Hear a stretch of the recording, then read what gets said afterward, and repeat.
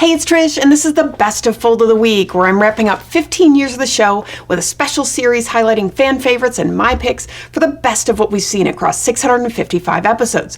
Well, if I had to choose one recurring category of specialty fold that dominated the series over the years with endless flexibility and variation, it would be the crossfold. There are so many ways to design a crossfold, from square cross to rectangular and shape designs, T-cross, L-cross, cross hybrids, and more. I've narrowed it down to 5 great solutions that represent this format and its strengths, so let's see who made the cut.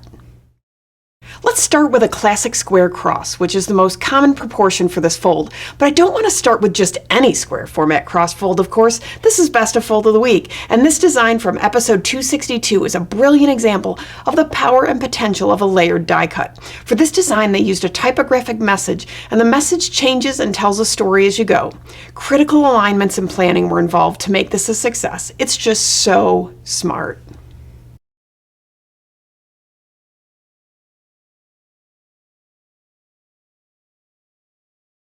Now let's stay in the square proportion and see what happens when you add a panel.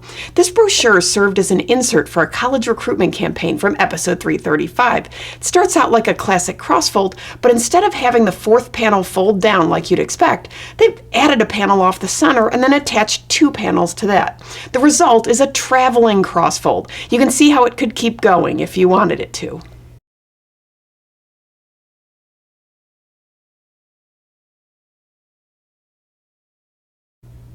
Next, let's break into a rectangular proportion, which is my favorite for crossfolds because it's more practical for mail. This piece from episode 380 is printed on a paper that has a canvas texture, and the image is a canvas bag, so it feels real. The panels aren't square, they're shaped like a bag, and imagery aligns with the shapes, the seam details, you name it. Inside is a special offer and a notebook, and the graphics look real. It has texture and, importantly, weight, which I think adds to the feeling of holding a real bag. I love this one.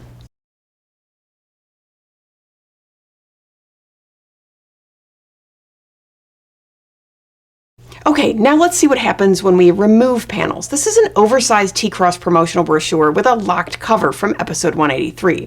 There's a dimensional paper airplane that pops up and looks like it's flying. Lift the cover and the airplane slips through to fly again on an interior spread. Those airplane wings then serve as handles to open up the panels to the center. I love this idea for events and for lots of other themes, and the added interaction of the locked cover makes it more interesting and memorable.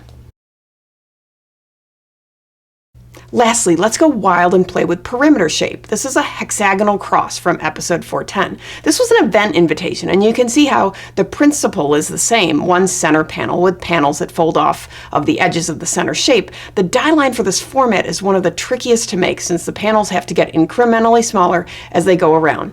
Remember that crossfolds are natural carrier formats, so that center area can hold light inserts like the sponsor insert in this one.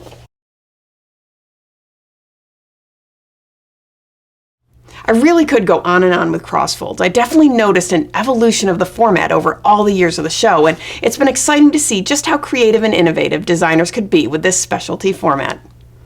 A very special thanks to the creators of the samples featured in this episode for sharing their solutions with us. If you're looking for more ideas, downloads, and templates, visit Foldfactory.com, and remember, think finishing at the beginning. I'll see you in a few weeks with another episode of Best of Fold of the Week. Bye.